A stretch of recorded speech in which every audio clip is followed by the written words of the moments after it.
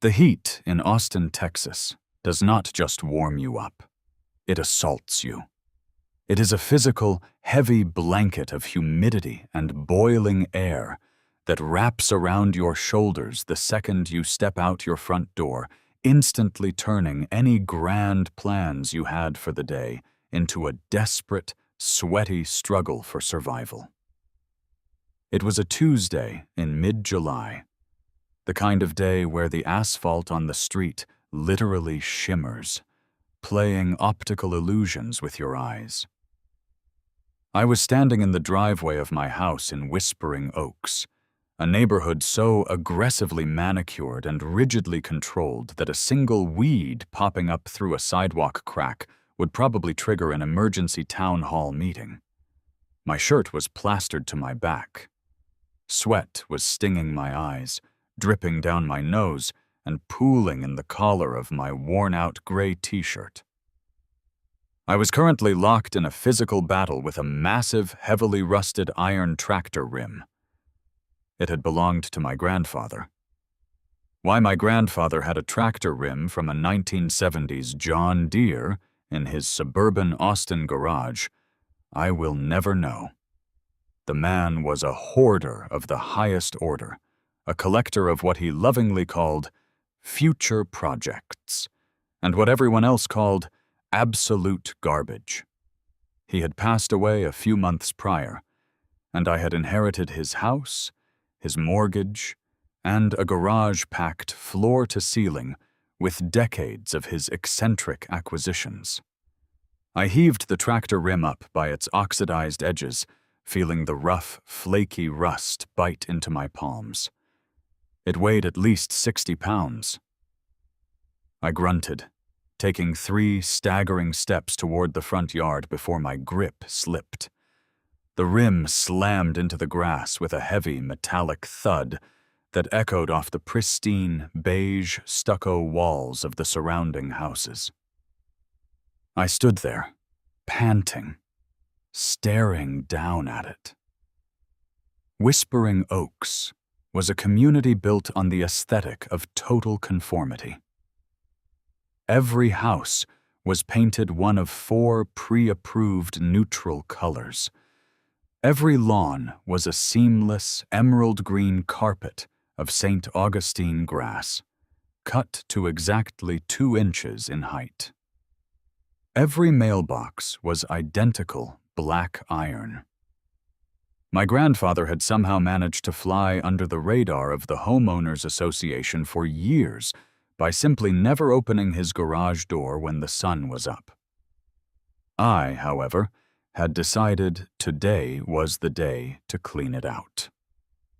I didn't want to pay the exorbitant fees for a dumpster rental, nor did I want to make 40 trips to the city dump in my hatchback. My brilliant plan was to haul everything out to the front yard, sort it, and then call one of those junk removal services to take it all away in one fell swoop.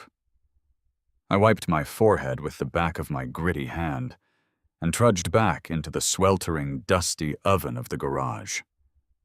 Next up was a cracked porcelain toilet bowl. Not the tank, just the bowl. It was faintly almond-colored, chipped around the base, and covered in a thick layer of dust. I scooped it up, holding it away from my body like a contaminated artifact, and marched back out to the yard. I didn't want it killing the precious St. Augustine grass, so I haphazardly plunked it down directly inside the center of the rusted tractor rim. Perfect, I muttered to myself, coughing as a cloud of dust plumed up from the porcelain. I went back in. The next item was a massive, tangled spool of heavy-gauge industrial copper wire. It was stiff, oxidized green in places, and completely unspooled into a chaotic bird's nest of metal.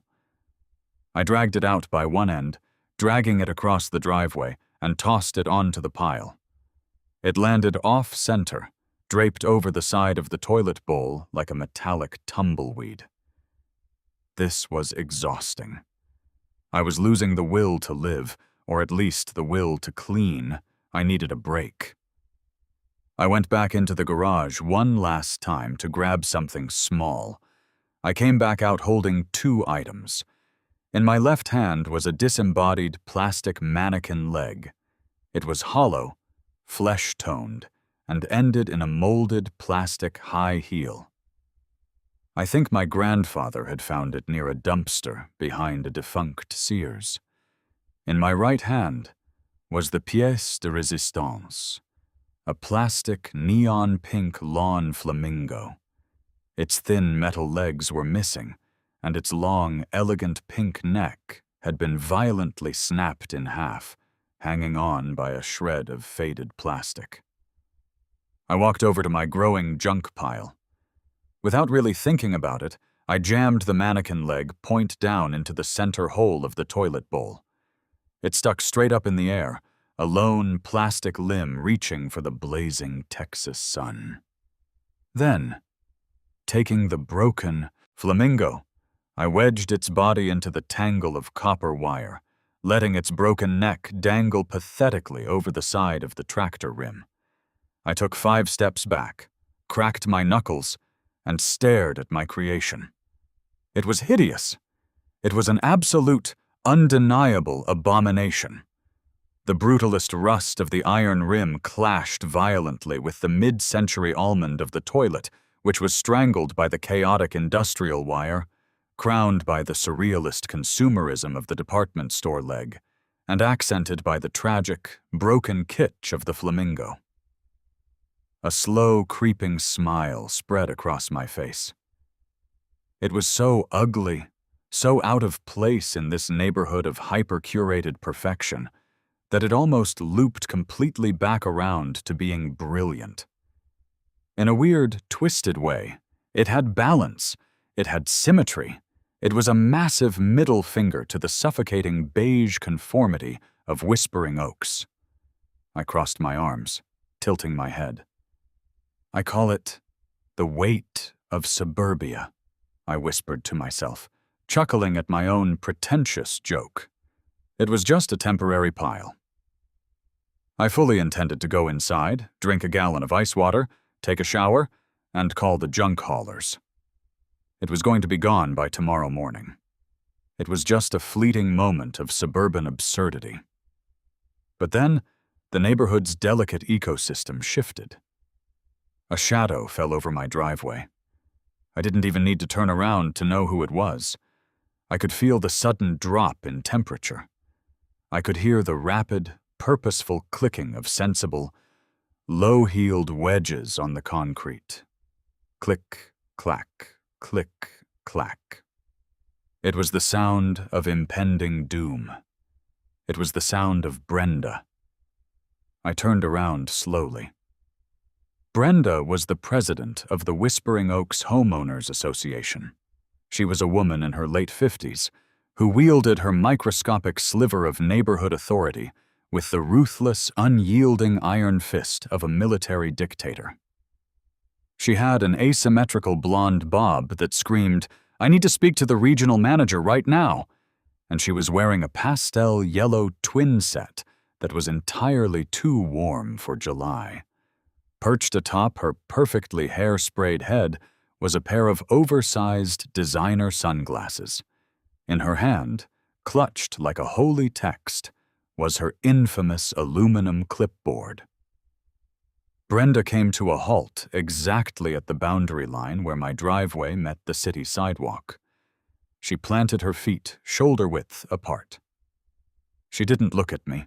She stared directly at the junk pile. Her jaw went completely slack.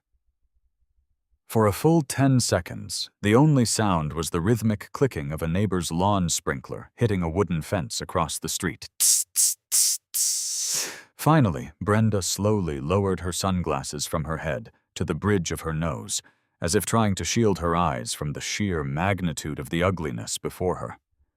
"What?" Brenda said, her voice a tight, high-pitched hiss of pure outrage. "Is that?" I leaned back on my heels, wiping my sweaty hands on my jeans. I decided to play it casual. "Oh, hey, Brenda. Hot one today, huh? Just doing a little garage clean-out. getting some of my grandpa's old stuff out of the dark." Brenda did not blink. She pointed a French manicured index finger at the toilet bowl. "Is that a commode? On my street?" "Technically, Brenda, it's on my grass. But yes, that is a commode, a toilet, a porcelain throne. It's not hooked up to the plumbing, if that's what you're worried about." Brenda's chest heaved. She brought her clipboard up to her chest, defensively. "I do not care about the plumbing. I care about the fact that you have constructed a toxic waste dump in the middle of Whispering Oaks. We have property values, young man. We have standards. We have a cohesive aesthetic vision." "It's just a temporary pile, Brenda. I'm calling the junk guys to come get it." "You don't need to call the junk guys," Brenda snapped, her voice rising in volume. She violently flipped a page on her clipboard, the metal clip snapping loudly. "You need to remove it immediately. This second. You are in direct, flagrant violation of the covenants, conditions, and restrictions of this community." I sighed, pinching the bridge of my nose. "Brenda, I literally just dragged it out here 5 minutes ago. You must have been watching me from your window with binoculars to get over here this fast." "I patrol the neighborhood to ensure compliance, as is my sworn duty as president," she stated proudly, puffing out her chest. "And right now, I am looking at a Class A violation." She pulled a pen from behind her ear and started aggressively writing on a pad of pink carbon copy paper attached to the clipboard. "Okay, look," I said, trying to inject some reason into the situation. "I'm exhausted. It's 100 degrees out here. I'm going inside to cool off, and I will call the removal company. It'll be gone by tomorrow. Just relax." Brenda stopped writing. She looked up at me, her eyes narrowing behind her dark lenses. "Relax? You want me to relax while a severed plastic leg bakes in the sun next to a rusted wheel?" Section 4, Paragraph B of the HOA bylaws clearly states, "No exterior storage of debris, refuse, unapproved construction materials, or unsanitary items shall be permitted on any lot, visible from the street, for any duration of time whatsoever." "Any duration of time whatsoever," I repeated, raising an eyebrow. "So if I drop a gum wrapper walking to my car, I'm violating Section 4, Paragraph B?" "Do not get smart with me," she warned, pointing her pen at my face. "This is not a gum wrapper. This is a monument to filth. You have exactly 24 hours to completely eradicate this eyesore, and even that is a courtesy extension. If this pile of trash is still here by tomorrow afternoon, I am issuing a fine of $100, and that fine will accrue daily." I felt a hot prickle of annoyance flare up in the back of my neck. I was tired, I was grieving my grandfather in my own weird way, and I was entirely out of patience for suburban bureaucracy. I looked over at the pile. The hot breeze caught the broken flamingo's neck, making it spin lazily against the copper wire. I looked back at Brenda. Her smug, victorious expression was the catalyst. It was the exact moment the switch flipped in my brain. I had been planning to throw it away. I truly, honestly was. But now? Because of that tone? Because of that clipboard? "Trash?" I said, my voice dropping an octave, becoming incredibly calm. "Yes, trash, garbage, refuse, junk," she listed off, nodding emphatically. "Brenda, I think you're looking at this all wrong," I said, taking a step toward her. I crossed my arms and adopted an expression of deep, wounded artistic integrity.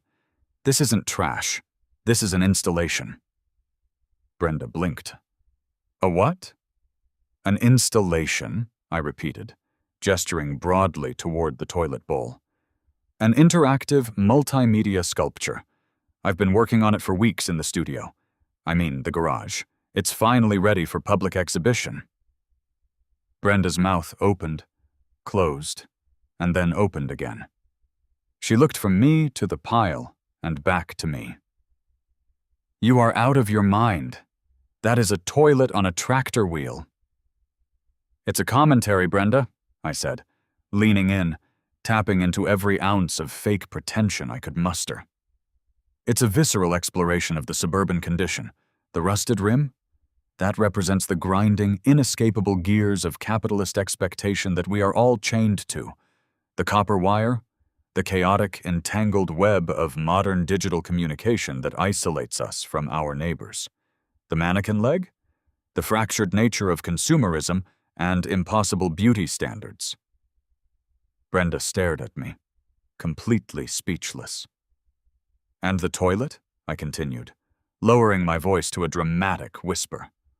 The toilet is society's flush of individuality. It asks the viewer, are we the waste or are we the bowl? I call it the weight of suburbia. Brenda's face flushed a deep, mottled crimson. She was shaking with anger. You think this is funny? You think you can mock the rules of Whispering Oaks with some ridiculous made-up art excuse? I take my art very seriously, Brenda, I said, keeping a perfectly straight face. And I frankly find it insulting that you would label my creative expression as refuse.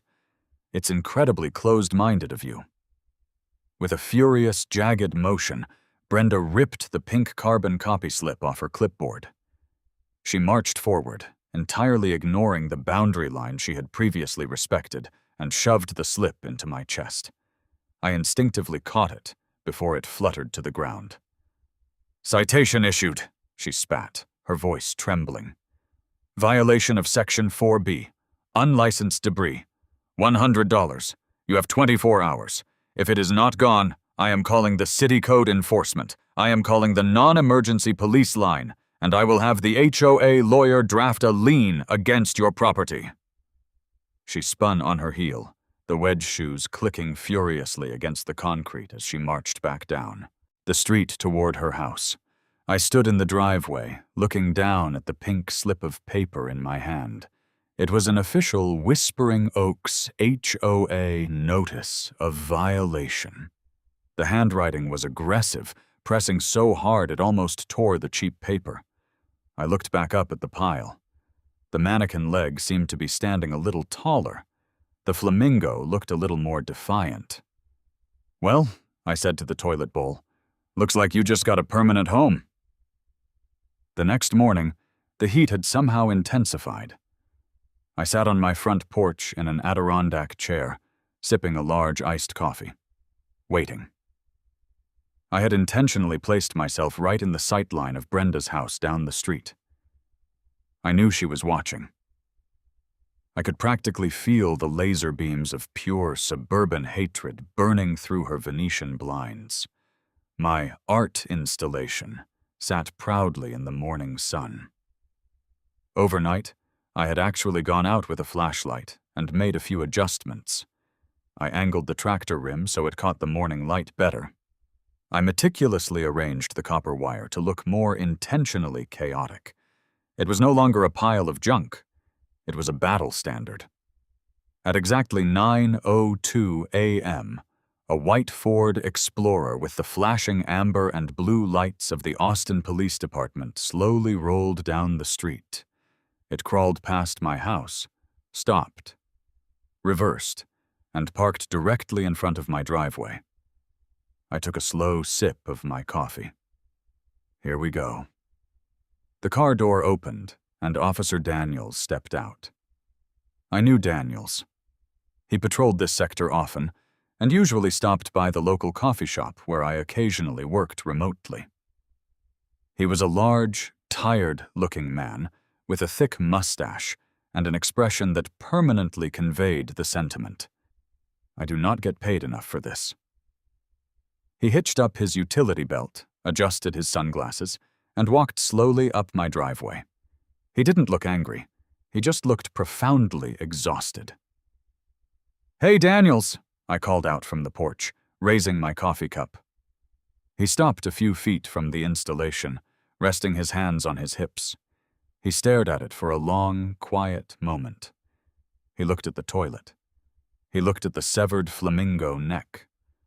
He looked at the mannequin leg. He let out a long, heavy sigh, that seemed to deflate his entire body. "Morning," he said, his voice a low rumble. He turned his head slowly to look at me on the porch. "Tell me you didn't do this just to piss off Brenda." I feigned shock, placing a hand over my chest. "Officer Daniels, piss off Brenda? I would never. I am simply exercising my First Amendment right to artistic expression on my own private property." Daniels closed his eyes and pinched the bridge of his nose. "Dispatch got a call. A hysterical call. The complainant, who refused to leave her name but gave me Brenda's address, stated that there was a, quote, disturbing, potentially hazardous toxic dump featuring dismembered body parts on your front lawn." I burst out laughing. "Dismembered body parts? She meant the plastic leg from a 1994 Macy's window display?" Daniels opened his eyes and pointed a thick finger at the pile.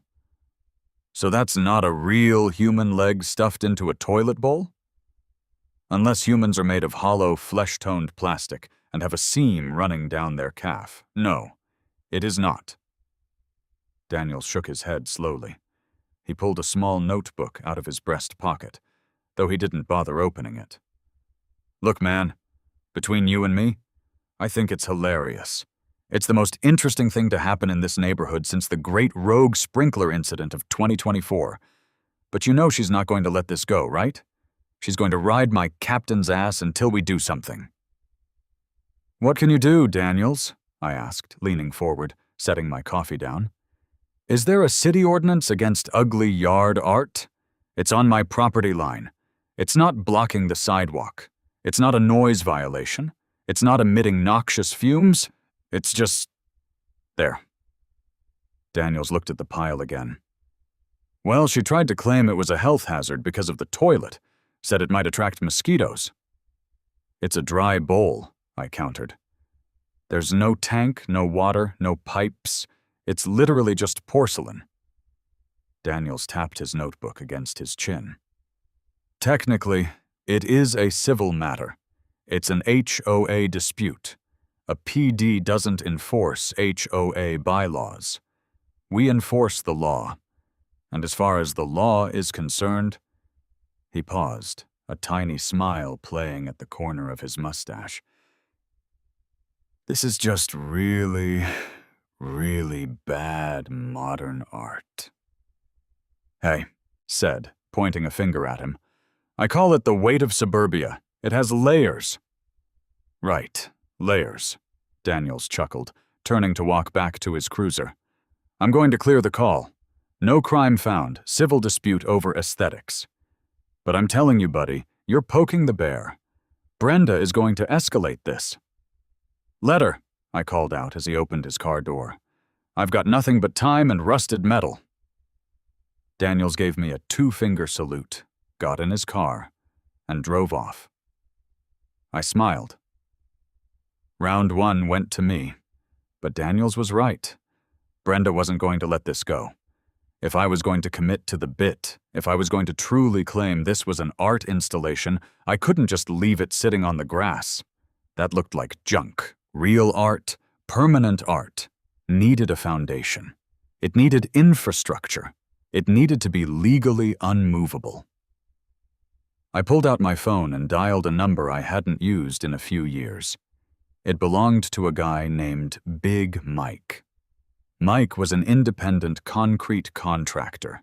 He was the kind of guy who drove a lifted F250, drank a 12-pack of Mountain Dew a day, and could pour a perfectly level concrete slab blindfolded. "Mike," I said when he picked up over the roar of heavy machinery. "It's me. I need a favor. I need a small, custom concrete pour, a SAP." "How small?" Mike's gruff voice boomed through the speaker.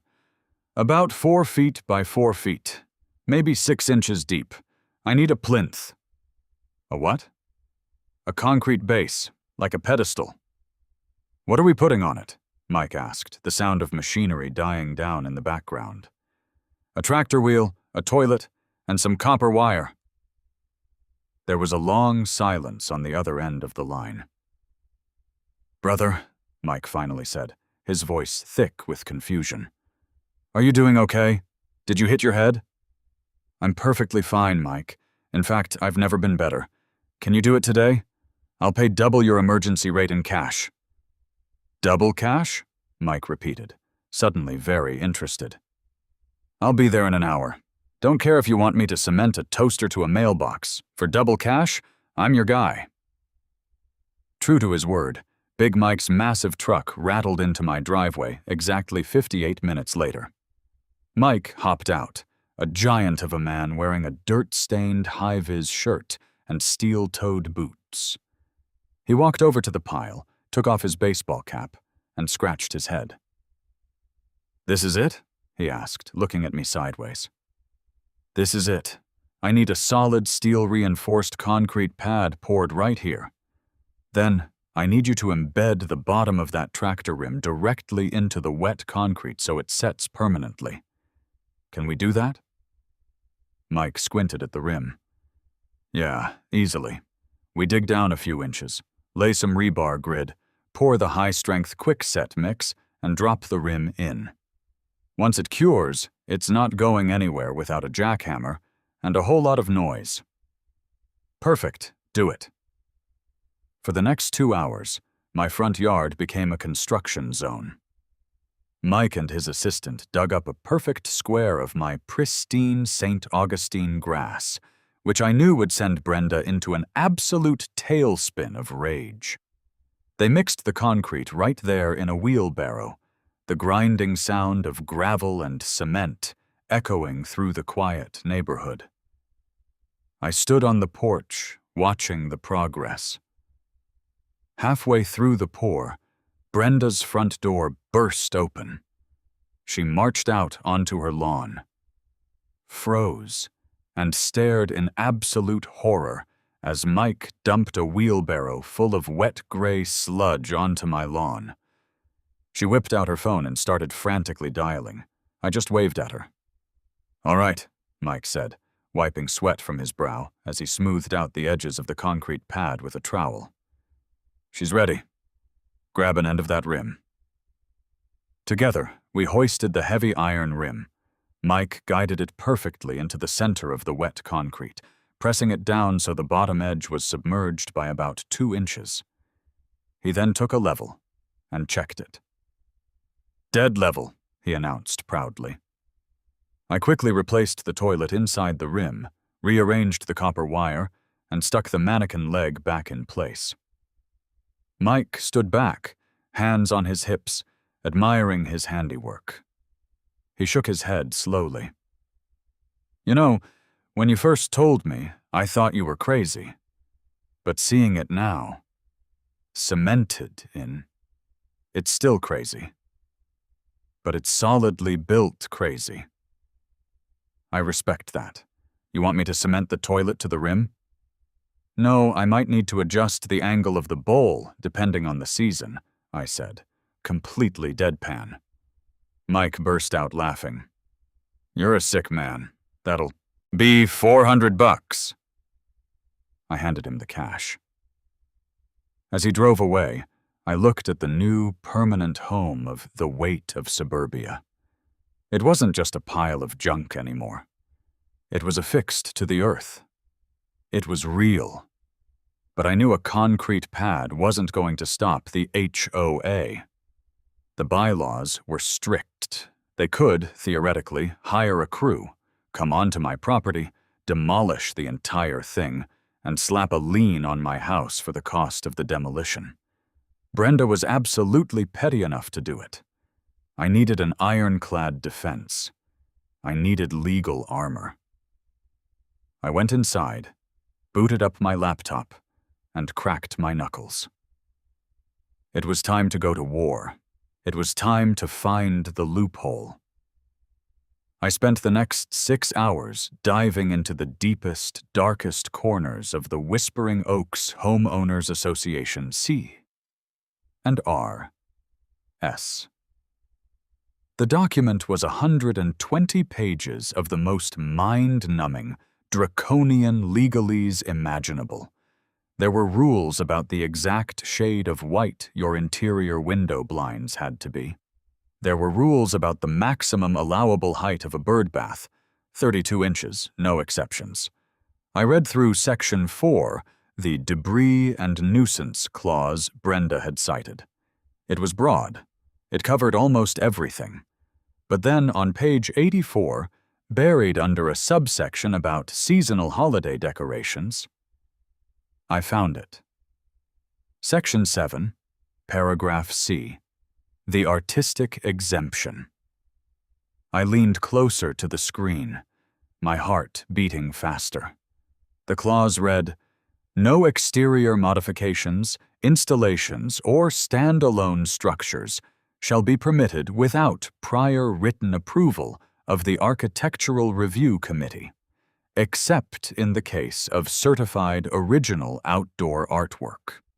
Such artwork must be professionally appraised or valued at no less than $500 and must not violate city safety ordinances. Artwork meeting this criteria is exempt from standard debris and temporary structure classifications, provided it is maintained in good condition." I sat back in my chair, staring at the ceiling. Certified original outdoor artwork. The HOA had put that rule in there years ago because one of the original board members, a wealthy oil executive's wife, had bought a massive, hideous bronze sculpture of a leaping dolphin and wanted to put it in her front yard without getting permission. They wrote the loophole for themselves. Now, I was going to drive a rusty tractor rim right through it. But how do I get my pile of junk certified and valued over $500? I couldn't just get my buddy to appraise it. It had to look official. It had to be undeniable. I opened a new tab and started researching local Austin art galleries and municipal art programs. Austin was weird. It prided itself on being weird. There had to be something. After an hour of clicking, I hit the jackpot. The Austin Contemporary Museum was currently taking submissions for its annual Urban Voices Outdoor Installation Competition. It was a massive, city-wide event. The museum was looking for provocative, non-traditional outdoor sculptures that challenge the boundaries of urban living. The winner would receive official certification from the museum, feature placement in their upcoming catalog, and a $10,000 grant. The deadline for submissions was in 3 days. A massive, wicked grin spread across my face. I didn't just need the HOA loophole. I needed federal protection. I opened another tab and searched for art law, specifically the destruction of art. I remembered a case from law school, something about graffiti artists in New York suing a building owner for painting over their work. I typed rapidly. Visual Artists' Rights Act of 1990. Bingo. VARA. Title 17 of the United States Code. Section 106A. It was a federal copyright law that granted artists moral rights to their work, specifically the right to prevent the destruction of a work of recognized stature. If a piece of art achieved recognized stature, and someone destroyed or modified it without the artist's permission, the artist could sue in federal court for massive statutory damages. If I could get the Austin Contemporary Museum to accept the weight of suburbia into their competition, it would instantly achieve recognized stature under federal law. It would be certified by a major institution. If Brenda or the HOA touched it after that, they wouldn't just be violating their own bylaws. They would be committing a federal copyright violation. The statutory damages under VARA could reach up to $150,000 per violation. I cracked my knuckles again. It was time to write the most unhinged, pretentious, aggressively intellectual artist statement in the history of the world. I opened a blank document. Title: The Weight of Suburbia. Artist, my name. Medium, iron, porcelain, copper, polyurethane, concrete. Statement. In the suffocating, beige expanse of the modern American suburb, individuality is the ultimate contraband. The weight of suburbia is a physical manifestation of the silent, crushing anxiety that permeates manicured lawns and identical stucco facades. The foundation, a rusted iron agricultural wheel immobilized in brutalist concrete, speaks to our agrarian past, chained and rendered useless by the paved reality of modern development. Rising from this rusted grave is the porcelain throne, a stark, unsanitary emblem of private human consumption, boldly displaced into the public sphere. It forces the viewer to confront the boundary between the intimate and the exposed. The chaotic entanglement of oxidized copper wire represents the illusion of connectivity. We are hyper-wired, yet deeply isolated. Finally, the piece is crowned by the shattered remnants of consumerist joy, a broken neon flamingo and a disembodied retail mannequin limb. These plastic fragments reach desperately toward the sun, a tragic plea for authenticity in a landscape of artificial turf and HOA mandates. This installation does not ask for permission to exist. It demands confrontation. It is an open wound on the pristine flesh of whispering oaks. I read it back. It was magnificent. It was absolute, pure, concentrated nonsense. It sounded exactly like the kind of thing an art critic wearing thick-rimmed glasses and a black turtleneck would weep over. I took out my phone, went out to the front yard as the sun was setting, and took 20 high-resolution photos of the installation from every dramatic angle I could think of. I used filters to make the rust look more vibrant and the toilet look more bleak. I uploaded the photos, pasted the artist's statement, paid the $50 submission fee, and clicked Submit. The trap was set.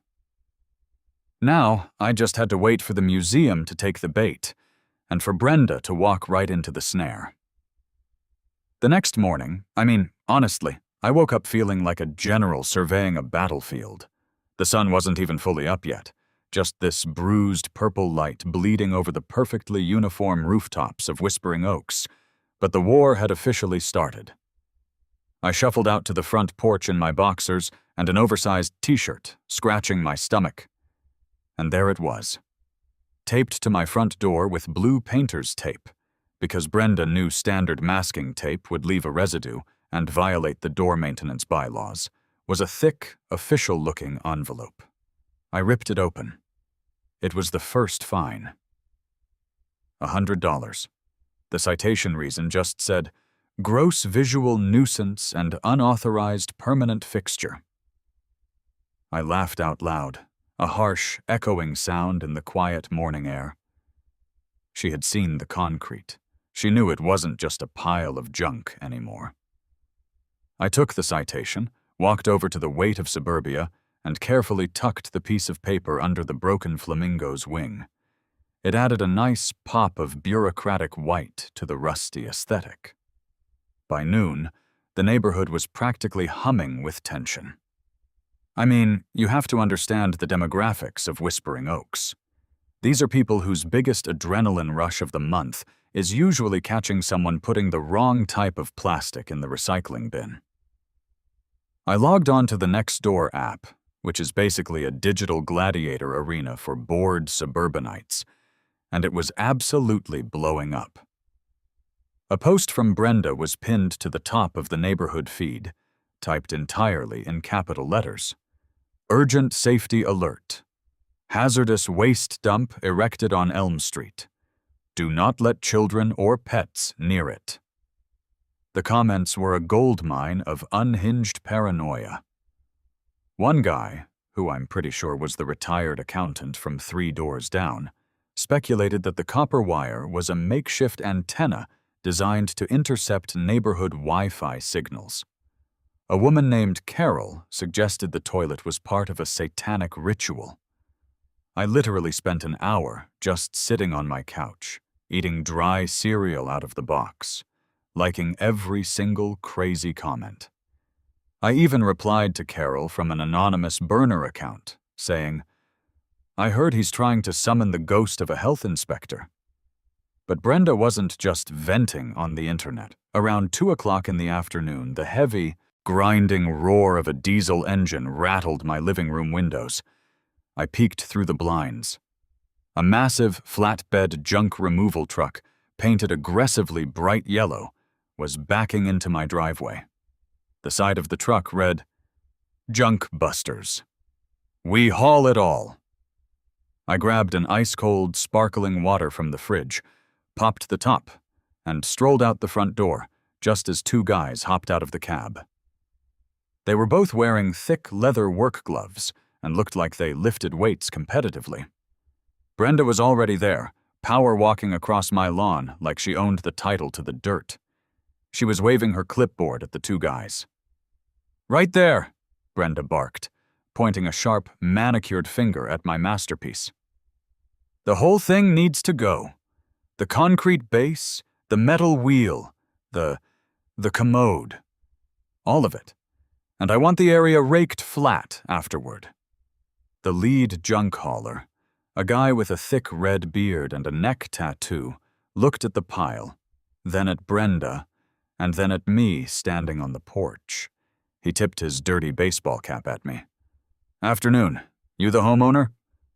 "I am," I said, taking a sip of my water. "She authorized us to remove this," he said, gesturing to Brenda. "Said she's the HOA president and has a standing nuisance abatement order." "I absolutely do," Brenda snapped. "And I am paying out of the HOA Emergency Reserve Fund. Take it down." "Well," I said, walking down the driveway to join them, "I guess if she has the order, you gotta do what you gotta do. But I should warn you guys, that's not just a pile of junk. That is a site-specific installation. And it is anchored." The bearded guy snorted. "Buddy, we haul away industrial bank safes and rusted-out school buses. We can handle a toilet." He walked over to the installation, grabbed the edge of the rusted John Deere tractor rim, planted his heavy boots, and heaved.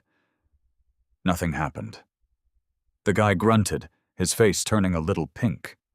He readjusted his grip, squatting lower to use his legs, and gave it everything he had. The veins in his neck popped. He strained so hard he let out a loud, aggressive yell.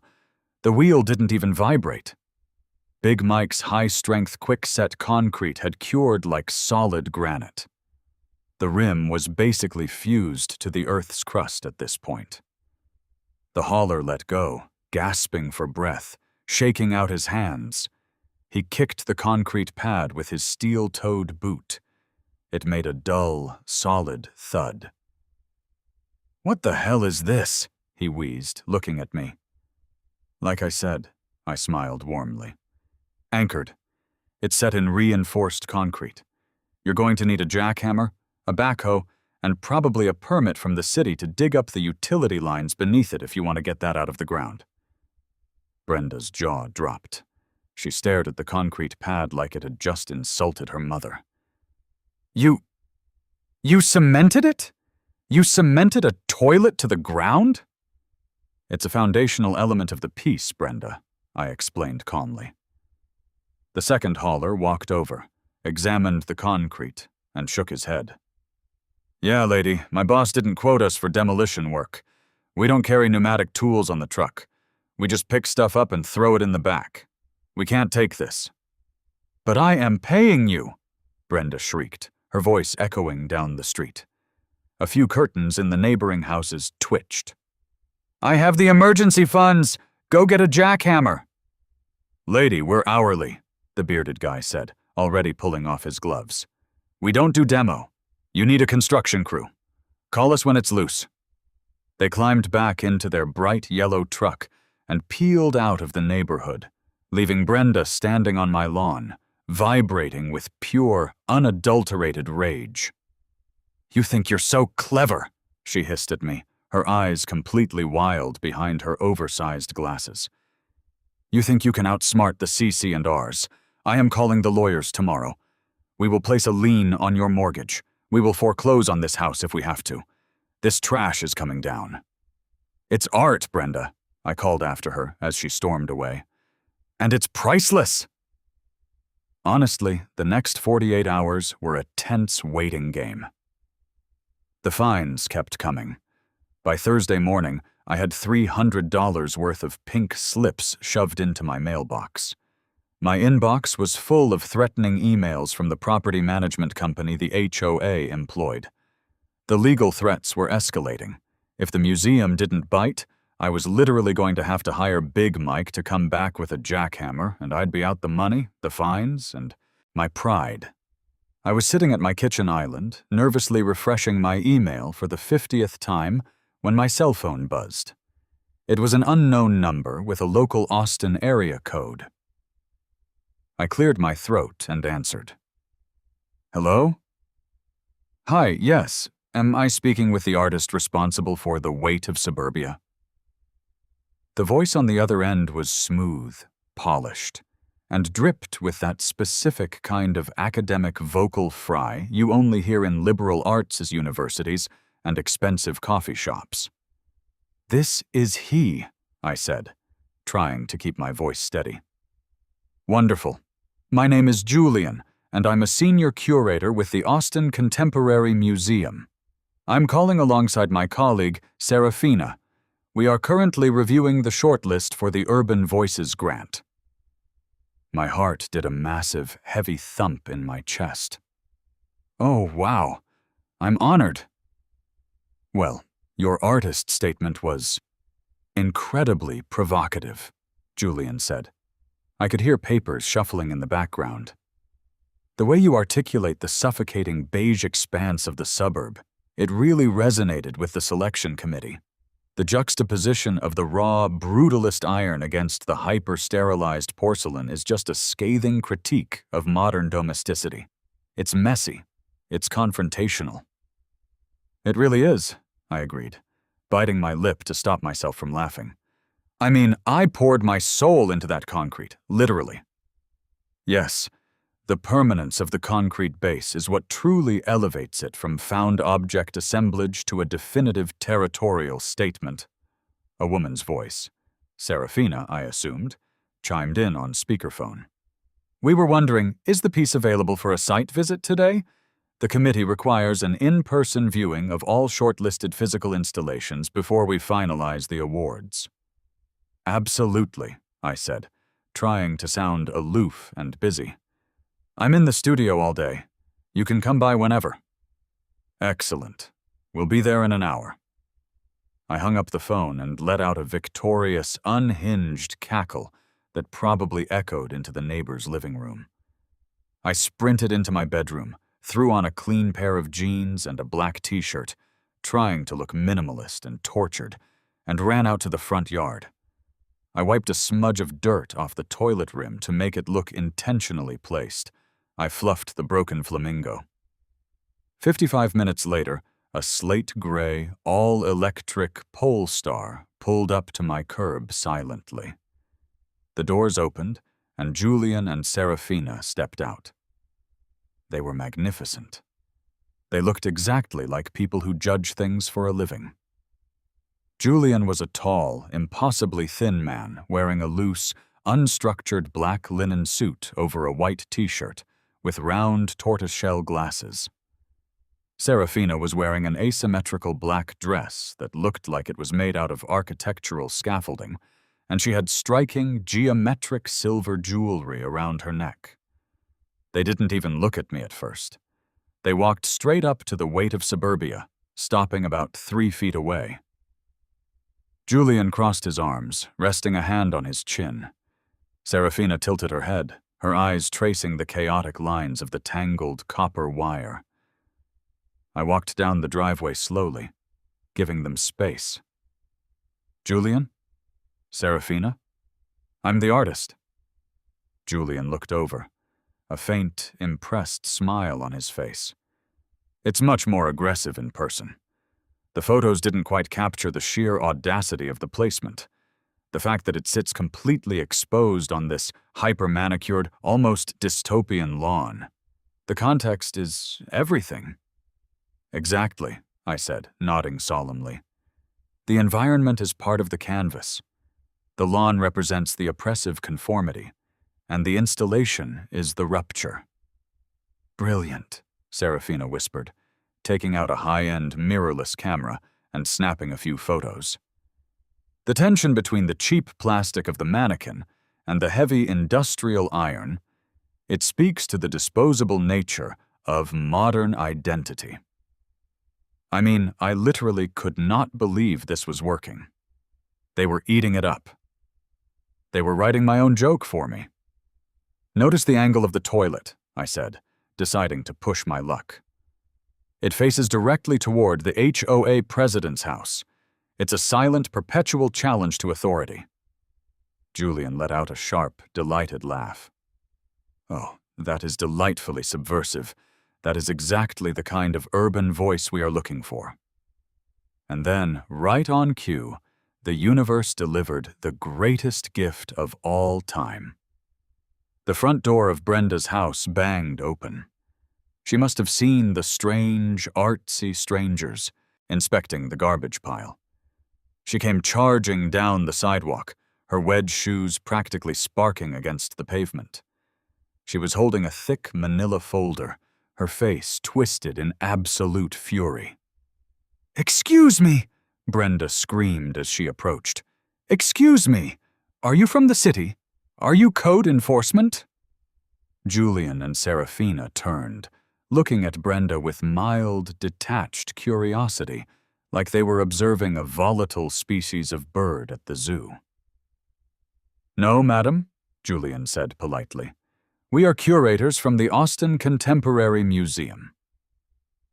Brenda stopped dead in her tracks. She looked at Julian's linen suit, then at the toilet, then at me.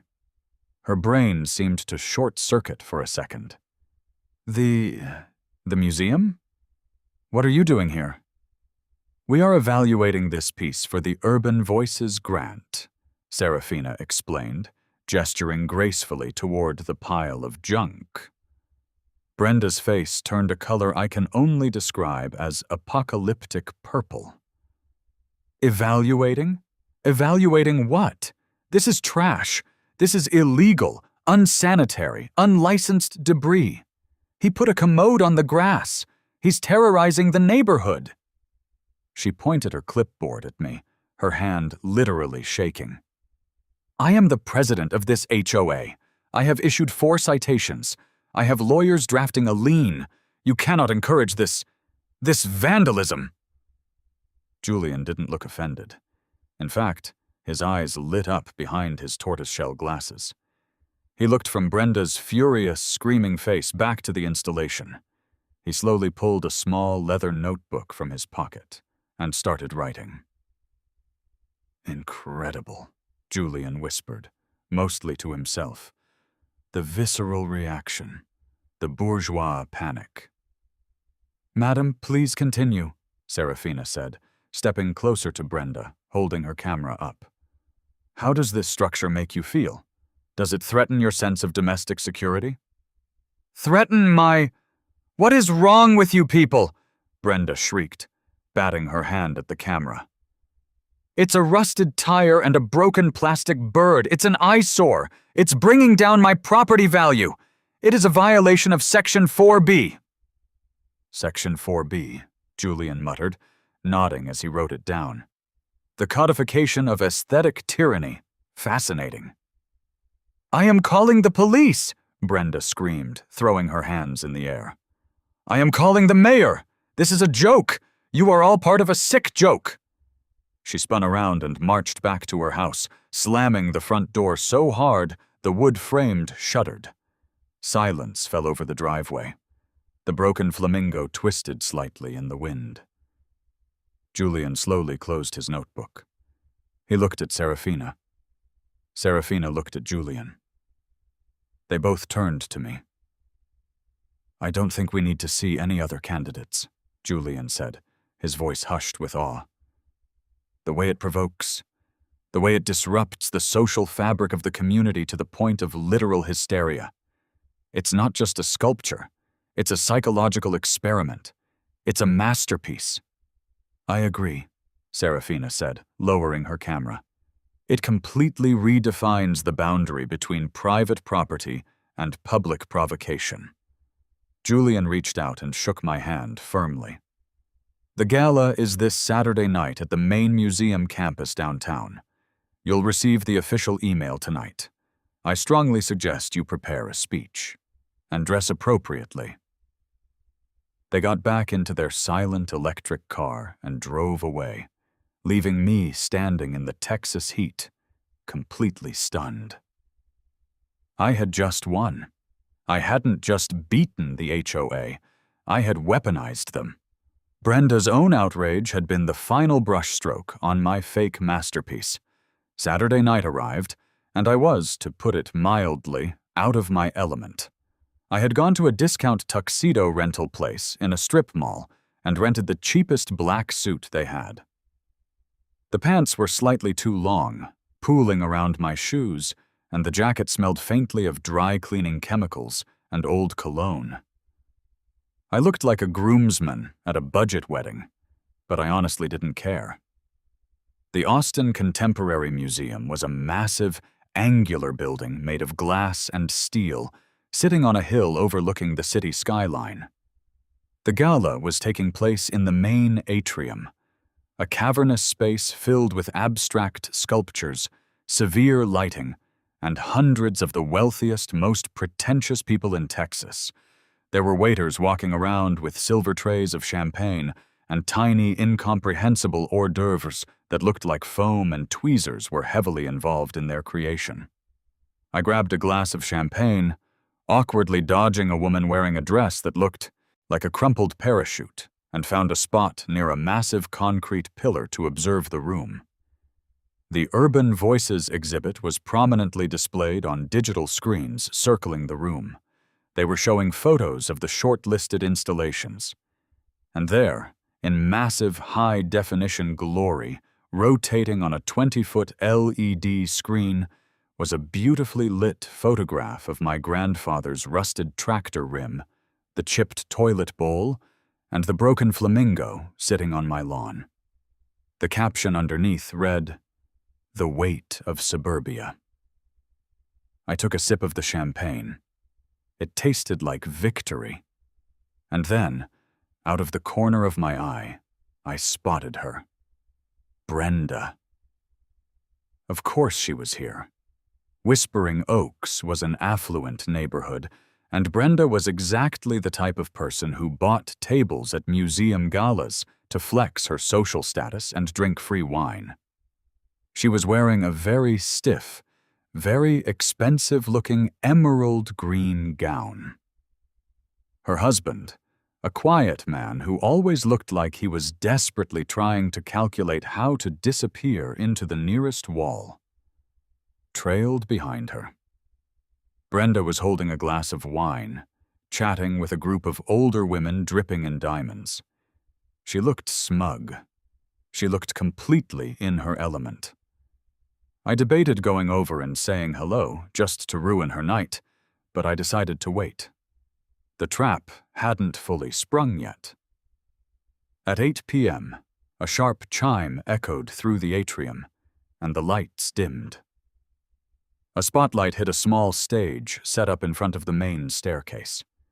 The crowd murmured and turned their attention toward the podium. Julian, the curator who had visited my house, stepped up to the microphone. He looked even more austere in a tailored black tuxedo. "Welcome, patrons, artists, and friends of the Austin Contemporary," Julian began, his voice echoing through the massive room. "Tonight, we celebrate the raw, the unfiltered, and the provocative. The Urban Voices grant is designed to highlight art that doesn't just sit quietly in a gallery, but rather thrusts itself into the public sphere, demanding a reaction. I saw Brenda politely clapping from her table near the front. She had no idea. She literally hadn't looked at the digital screens yet. This year, we received hundreds of submissions, Julian continued. But one piece stood out. It stood out not just for its bold, brutalist aesthetic, but for the visceral, immediate impact it had on its surrounding environment. It challenged the rigid, often suffocating conventions of suburban aesthetics. It exposed the fragile nature of neighborly conformity, and quite frankly, it enraged the local establishment, which is the highest compliment art can receive. A polite ripple of laughter moved through the crowd. Brenda smiled, sipping her wine, probably thinking he was talking about some graffiti mural downtown. The winner of this year's $10,000 Urban Voices grant, and officially inducted into the museum's catalog of works of recognized stature? Julian paused dramatically, looking down at an envelope. Is the weight of suburbia. The massive LED screens around the room instantly flashed to a giant panoramic shot of my front yard. The toilet bowl looked majestic under the spotlight. The crowd erupted into polite, enthusiastic applause. Brenda's wine glass stopped halfway to her mouth. I watched her from across the room. Her eyes locked onto the massive screen. I could practically see the gears grinding to a halt in her brain. Her face went completely slack. The emerald green of her dress suddenly seemed to highlight how pale her face had become. Would the artist please come up to the stage? Julian asked, smiling brightly. I took a deep breath, adjusted my cheap, slightly crooked bow tie, and stepped out from behind the concrete pillar. I walked through the crowd, making sure to take a path that led me directly past Brenda's table. As I walked past her, she was frozen, staring at me like I was a ghost.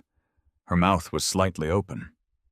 I stopped, leaned in slightly, and gave her a very polite, very sharp wink.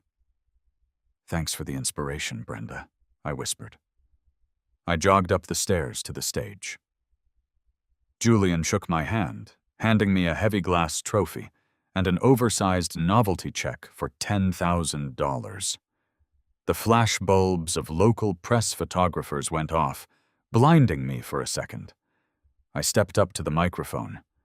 I looked out at the sea of wealthy art patrons, and then directly at Brenda, who looked like she was about to hyperventilate.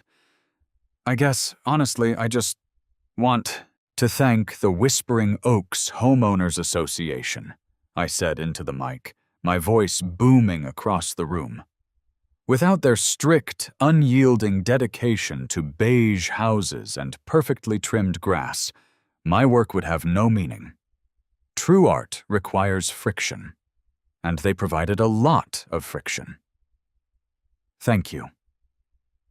The crowd laughed and applauded again. I raised the oversized check in the air. I had the money. I had the official museum certification. Now, I had federal law on my side. The HOA meeting was on Tuesday, and I was going to drop a tactical nuke on Section 4B. The Whispering Oaks Community Center smelled exactly like stale Folgers coffee, aggressively strong lemon pledge, and the quiet, simmering resentment of 50 bored homeowners. It was Tuesday night, 7 p.m., and the monthly HOA board meeting was officially called to order. I walked in a few minutes late, intentionally. I grabbed a styrofoam cup, pumped a single squirt of lukewarm coffee into it, and took a seat in the back row of folding metal chairs. The room was packed. Word had clearly gotten around next door that tonight was the night Brenda was going to publicly execute me, legally speaking. Neighbors were whispering, turning in their seats to glare at me. At the front of the room, sitting behind a long folding table, was the HOA board. Brenda sat dead center, wielding a small wooden gavel like it was Mjolnir. Next to her was Gary, the chronically sweating treasurer who always looked like he was one budget shortfall away from a cardiac event, and a woman named Susan who honestly just seemed to be there for the free cookies. Brenda banged the gavel 3 times. The sharp cracks echoed in the linoleum-tiled room. "We will now move to new business," Brenda announced, her voice projected through a cheap, static-filled PA system. She didn't look at me directly, but her posture stiffened. She pulled a thick manila folder from her bag and slapped it onto the table. Specifically, the ongoing and severe violation at 442 Elm Street, the illegal hazardous debris pile. A murmur of agreement rippled through the front row. Over the past week, the homeowner has been issued 7 citations for violating Section 4B, totaling $700 in fines, Brenda continued, reading from a typed sheet of paper. The homeowner has not only refused to remove the debris, but has permanently anchored it to the ground using concrete. This is a flagrant, malicious disregard for our community standards. Therefore, as president, I am introducing an emergency motion. She looked up, finally locking eyes with me. She had a cold, triumphant smile on her face. She thought she had me cornered. She thought the museum gala was just a stupid fluke that wouldn't hold up in the real world of suburban governance. I motioned that the HOA board immediately authorize the use of community reserve funds to hire a licensed demolition crew, Brenda declared. We will enter the property, dismantle the structure, remove the concrete pad, and resod the lawn. The entire cost of this operation, estimated at $3,000, plus the $700 in fines, will be attached as a lien against the property at 442 Elm Street. If the balance is not paid within 90 days, we will initiate foreclosure proceedings. The room went dead silent. A lien. Foreclosure. Those were the nuclear launch codes in HOA warfare. Gary the treasurer dabbed his forehead with a crumpled tissue, looking incredibly nervous about spending $3 grand from the reserve fund. "Do I have a second on the motion?"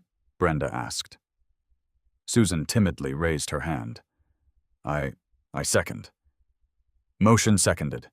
We will now open the floor for exactly 3 minutes of discussion before the board votes, Brenda said, crossing her arms. Are there any comments? I stood up slowly. The metal chair scraped loudly against the linoleum. Every single head in the room turned to look at me. I took a sip of my terrible coffee, winced, and walked down the center aisle until I was standing directly in front of the board's table.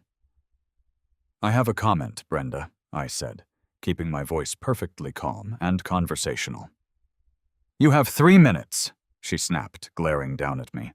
And let me remind you that this board does not recognize whatever fake museum awards you think you bought. This is Whispering Oaks. We follow the CC&Rs. I totally agree, Brenda. We should follow the CC&Rs to the letter, I said. I reached into my back pocket and pulled out my own folded piece of paper. It was a printed copy of the HOA bylaws. In fact, I've been doing a lot of reading lately. Really fascinating stuff in here. Have you read Section 7, Paragraph C recently? Brenda narrowed her eyes. Section 7 deals with architectural modifications and seasonal decor. Exactly, I smiled. I unfolded the paper and cleared my throat. Section 7, Paragraph C, the artistic exemption. It explicitly states that certified original outdoor artwork valued at no less than $500 is entirely exempt from the standard debris and temporary structure classifications. Gary leaned forward, squinting at me. That clause hasn't been invoked in 20 years, not since Mrs. Higgins put up that bronze dolphin. Well, consider it invoked, Gary, I said. I pulled a sleek, heavy stock envelope from my jacket pocket and tossed it onto the folding table. It slid across the plastic surface and stopped right in front of Brenda. That is a certified letter of authentication from the Austin Contemporary Museum. It legally classifies the Weight of Suburbia as an original, site-specific outdoor installation. And as for the valuation, I pulled out the oversized novelty check I had folded in half and held it up for the room to see. The museum just awarded the piece a $10,000 grant. $10,000 is, mathematically speaking, more than $500. Therefore, under your own legally binding bylaws, my installation is fully exempt from Section 4B. You literally cannot fine me. The room erupted into shocked whispers. Gary quickly snatched the museum certificate out of the envelope and read it, his eyes widening. He nudged Brenda. Brenda, this is an official appraisal. It's notarized by the City Museum." Brenda snatched the paper out of his hand, her eyes scanning the text frantically. I watched the triumphant smile melt off her face, replaced by a deep, frantic panic. "No," Brenda stammered, shaking her head. "No, I don't care. I don't care if a bunch of pretentious city hipsters think a toilet is art. It's a health hazard. It's ugly. It's ruining the street. The board still has the authority to vote on nuisance abatements. I'm calling the vote." "Brenda, wait," Gary squeaked, waving his hands. "If it's technically art under the bylaws, if we destroy it, he could sue the HOA for the $3,000. I laughed. It wasn't a chuckle. It was a loud, genuine laugh that echoed through the PA system. $3,000? I said, shaking my head. "Gary, buddy, you're thinking way too small. If you send a bulldozer to my house, you aren't just violating your own bylaws. You're violating federal law." Brenda scoffed loudly. "Federal law? You're delusional. The FBI doesn't care about your garbage." "The FBI doesn't, no," I replied, taking a step closer to the table, leaning my hands on the edge. I looked dead into Brenda's eyes. "But the United States federal court system cares very deeply about Title 17 of the United States Code, Section 106A. Do you know what that is, Brenda?" She didn't answer. She just glared at me, her knuckles white as she gripped her gavel. "It's the Visual Artists' Rights Act of 1990, I stated clearly, making sure the entire room could hear me. It's a federal copyright law. It grants artists specific moral rights to their work. Specifically, the right to prevent any intentional distortion, mutilation, or modification of that work. And more importantly, it strictly prohibits the destruction of a work of, quote, recognized stature." I tapped the museum certificate sitting on the table. By winning the Urban Voices grant and being inducted into the museum's catalog, the Weight of Suburbia has officially, legally, achieved recognized stature. It is federally protected art. The room was completely silent now. Nobody was whispering. Nobody was moving. "So," I continued, my voice dropping to a serious, uncompromising tone, "let me explain exactly what happens if you pass this motion. If you send a crew onto my property and they lay one single finger on that toilet bowl, I will immediately file a federal lawsuit against the Whispering Oaks Homeowners Association and against you, Brenda, personally, as the authorizing agent." Gary, the treasurer, swallowed so loudly I could hear it over the hum of the air conditioner. "A lawsuit for what?" "A violation of VARA. I smiled sweetly at Gary. "The statutory damages for destroying a work of recognized stature start at up to $150,000 per violation, plus my attorney fees, plus the emotional distress of losing my masterpiece." I turned back to Brenda. She looked like she had just been physically struck. She was frozen, her mouth slightly open, staring at me in pure, unadulterated horror. "So, Brenda," I said, folding my arms across my chest. "Do you want to write that check? Does the Whispering Oaks Emergency Reserve Fund have an extra $150,000 sitting around to cover a federal copyright infringement lawsuit? Or do you want to cancel the fines, withdraw the motion, and let my grandfather's tractor rim sit on my lawn in peace?" Brenda opened her mouth to speak, but nothing came out. She looked at Gary. Gary was violently shaking his head, his face pale, practically mouthing the word no. She looked at Susan, who was staring at me like I was some sort of terrifying wizard. The board cannot be blackmailed," Brenda finally squeaked, her voice trembling, stripped of all its former authority. "It's not blackmail, Brenda. It's malicious compliance," I corrected her. "You demanded I follow the rules. I followed them all the way to a federal courthouse. Now, I suggest you ask for a vote on your motion." Brenda looked out at the audience. The homeowners, who just 10 minutes ago were ready to see me crucified, were now looking at Brenda with sheer panic. Nobody wanted their HOA dues skyrocketing to pay off a massive legal settlement because the president had a vendetta against a plastic flamingo. "I move to dismiss all fines against 442 Elm Street and strike the demolition motion from the record," Gary yelled into his microphone, his voice cracking with anxiety. "I second!" Susan almost shouted, raising both her hands in the air. "All in favor?" Gary asked, not even waiting for Brenda to lead the procedure. "Aye," Gary and Susan said simultaneously. Brenda sat there, completely defeated. The gavel slipped out of her hand and rolled across the table. She didn't vote. She just stared at the wall at the back of the room, her reign of suburban terror entirely shattered by a piece of rusty farm equipment and a copyright loophole. "Motion passes," Gary declared, wiping his forehead with his sleeve. "The fines are dismissed. The matter is closed." I picked up my styrofoam cup of terrible coffee, gave Brenda a cheerful two-finger salute, and walked out of the community center. The cool evening air felt absolutely amazing. The epilogue of this story is honestly my favorite part. The next morning, I took the $10,000 grant check from the museum and drove down to my local bank branch.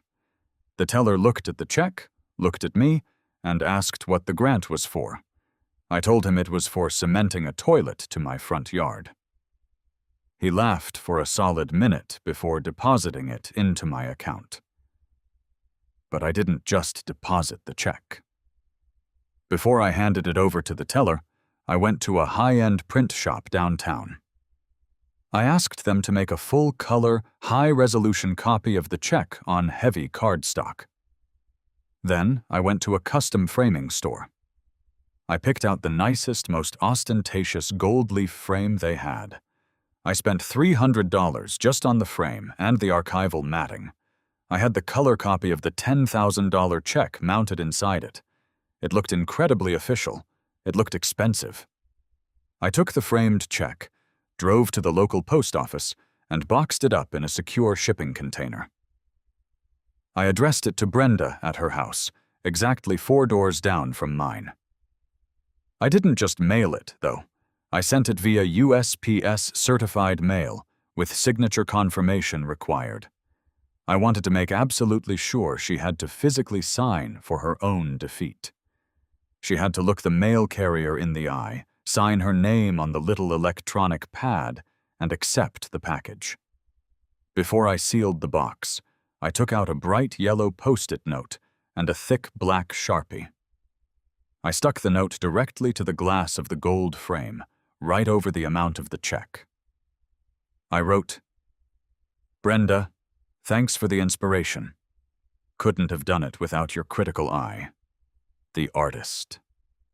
2 days later, I was sitting on my front porch, drinking my morning coffee, admiring the way the Texas sun hit the oxidized copper wire of my federally protected masterpiece.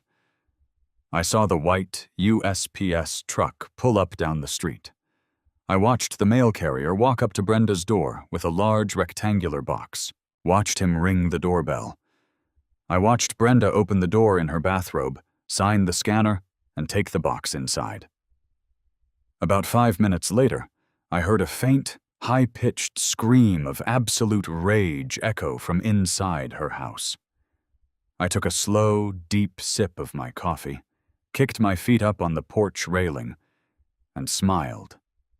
The HOA never bothered me again. The weight of suburbia still stands to this day, a permanent, rusting monument to the fact that when they try to use the rules to crush you, you just have to find a bigger, heavier rule book and drop it right on their manicured lawns.